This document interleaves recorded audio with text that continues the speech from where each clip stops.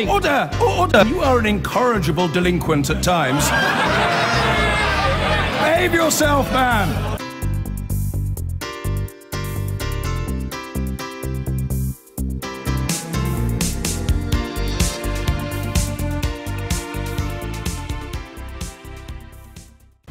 Donald Trump has arrived in Israel on the second leg of his tour of the Middle East and Europe. He's meeting with Israeli leaders today and said there was a rare opportunity for peace. Tomorrow he's due to meet the Palestinian leader in Bethlehem. Our North America editor John Sopel has been travelling with the president and sent this report. Even with his arrival on Air Force One, a small piece of history was made. The first ever direct flight between Saudi Arabia and Israel. The two countries have no diplomatic relations. But the self-proclaimed deal-maker has his eye on a much bigger prize. The ultimate deal, he calls it. Peace between Israelis and Palestinians. We have before us a rare opportunity to bring security and stability and peace to this region and to its people, defeating terrorism, and creating a future of harmony, prosperity, and peace. But we can only get there working together. There is no other way.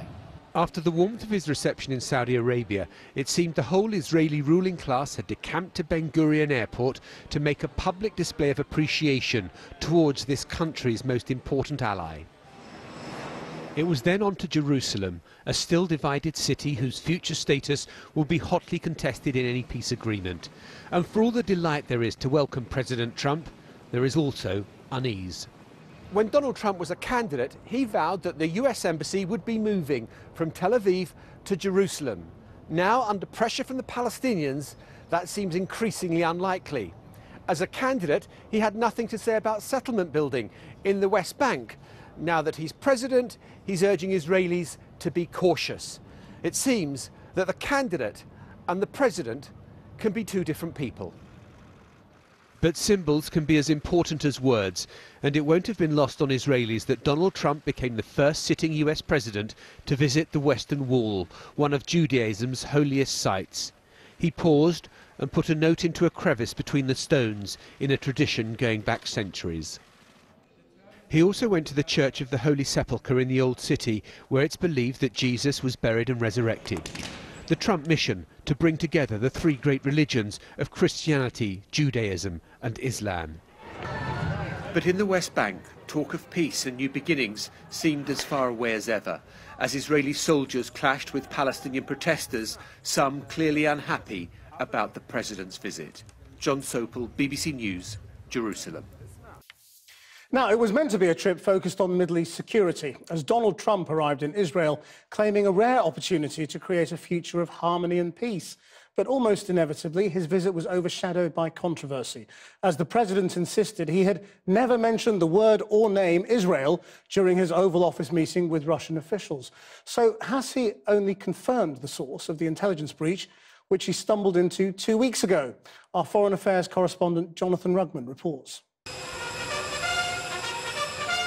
It was, from the outset, a trip stronger in symbolism than substance. The first direct flight from Saudi Arabia to Israel, countries which don't have diplomatic relations, and never has a US president included Israel on his first foreign trip. But Donald Trump's belief that Arabs and Israelis can unite because of shared hostility towards ISIS and Iran seems like taking the enemy's enemy is my friend philosophy further than it will go. And so the rare opportunity for peace Mr. Trump spoke of upon touchdown in Tel Aviv may amount to little more than Trump's endorsement of his own deal-making skill. We have before us a rare opportunity to bring security and stability and peace to this region and to its people, defeating terrorism and creating a future of harmony, prosperity, and peace. But the tensions surfaced while the president was still on the tarmac. This right-wing Israeli cabinet minister called on Mr. Trump to recognise Jerusalem as Israel's capital. Something he'd talked about on the campaign trail, but not since. Israel's Prime Minister Benjamin Netanyahu had to order his ministers to attend this ceremony, amid anger that Trump had demanded concessions to the Palestinians just hours before arriving here. Another first, Mr. Trump is now the only serving US president to visit the western wall of Jerusalem's temple, Judaism's holiest site, though he turned down a request from Mr. Netanyahu to accompany him here to territory which Israel, after all, annexed during the 1967 war. He was accompanied by Jared Kushner, his Jewish son-in-law, who's been tasked with dealing with the Israel-Palestine conflict, and his daughter Ivanka, a Jewish convert. The president said last week there was a very, very good chance of making what he calls the ultimate deal. But he's not meeting both parties together, and aides are talking down any prospect of a breakthrough soon. And this evening, Mr. Trump's Washington problems resurfaced. He was asked about whether the intelligence relationship with Israel was damaged after sharing with senior Russian officials classified Israeli intelligence on ISIS. And in going off script, he only seemed to confirm that he had. I never mentioned the word or the name Israel. Never mentioned it during that conversation. They were all saying I did. So you had another story wrong. Never mentioned the word Israel.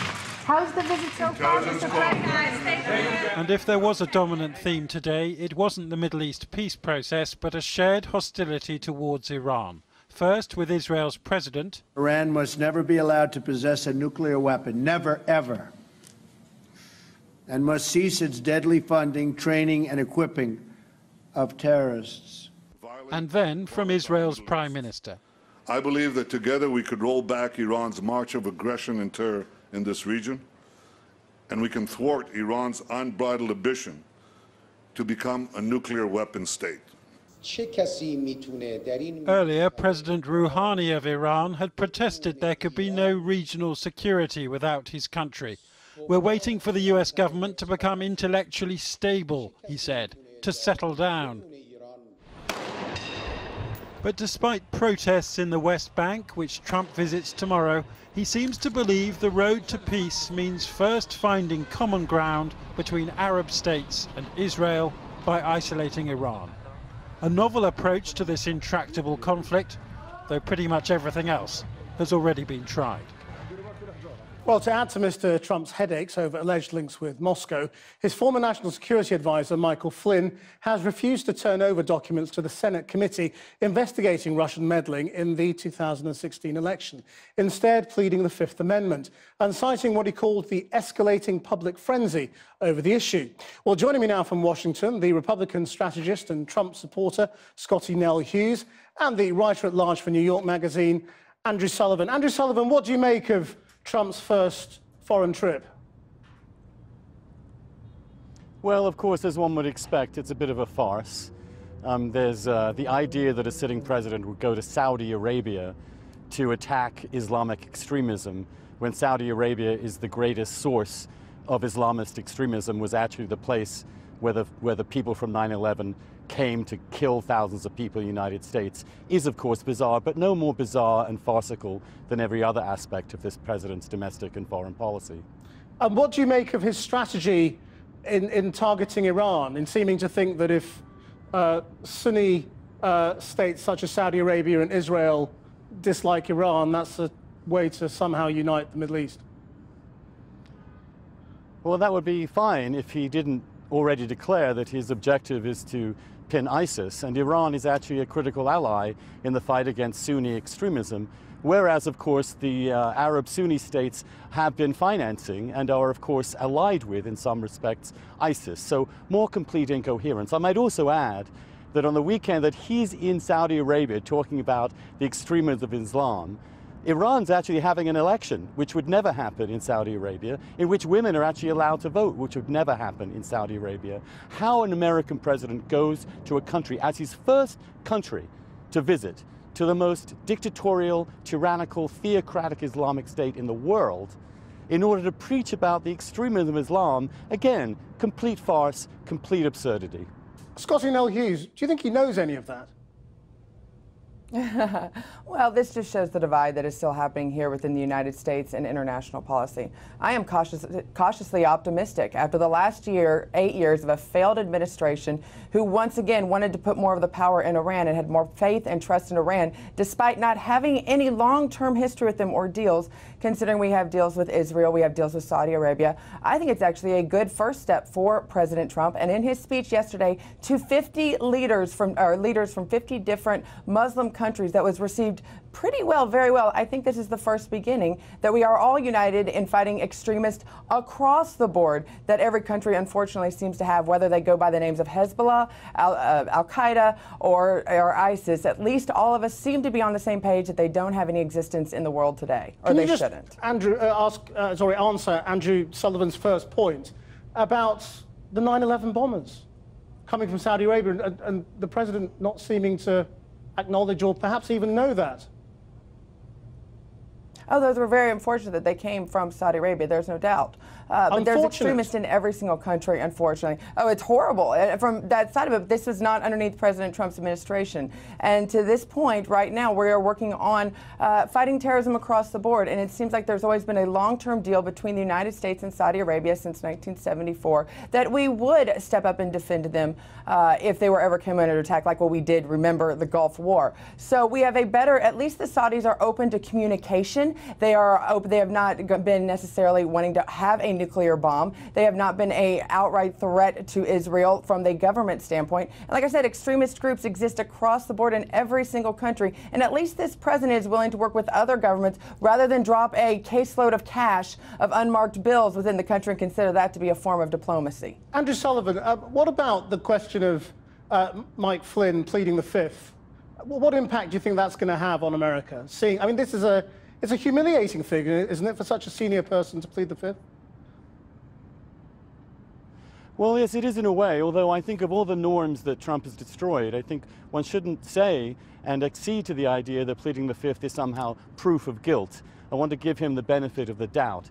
But nonetheless, the way that this administration has behaved, the way in which this president has clearly tried to obstruct justice in the investigation of this, the way in which he's admitted that he's trying to rig this to prevent anybody getting to the bottom of the Russian campaign, Trump campaign connections, is highly suspicious. Mike Flynn, we know, was retained for many, many days after they knew he was a security risk for the Russians. Again, if you can imagine a Democratic president having released classified information to Russia, of all people, having had people on his staff who were paid by foreign governments, there would be impeachment proceedings happening weeks ago, let alone what we're now dealing with today. Why are you laughing, Scotty Noel Hughes?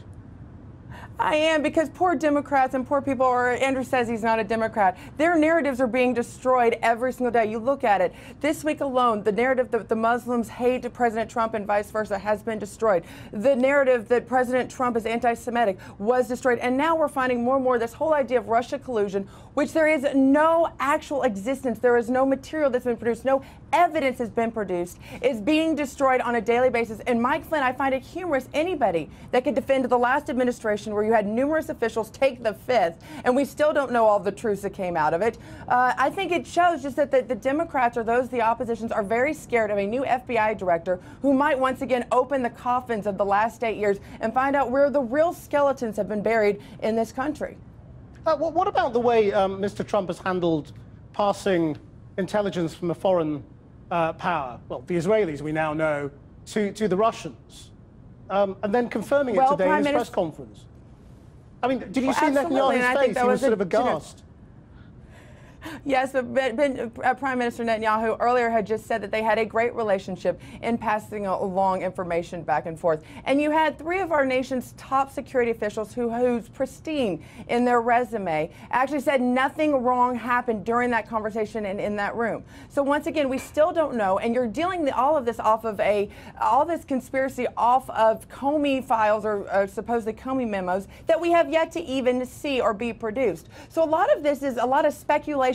There's no real tangible evidence that anything happened. And if the Prime Minister of Israel is okay with the conversation, if the national security experts are okay, they thought the conversation was kosher, why is it that people who were not even in the room seem to have a problem with it? Andrew Sullivan, just finally, I mean, do you sense that the people who backed Trump are all still like Scotty Noel Hughes, you know, that it's Trump rah, rah, rah, and everything else is false? Or do you think people are starting to turn a bit?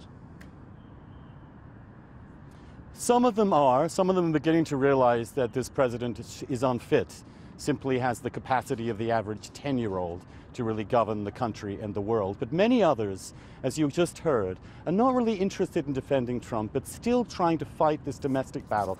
They're simply against those who are against Trump.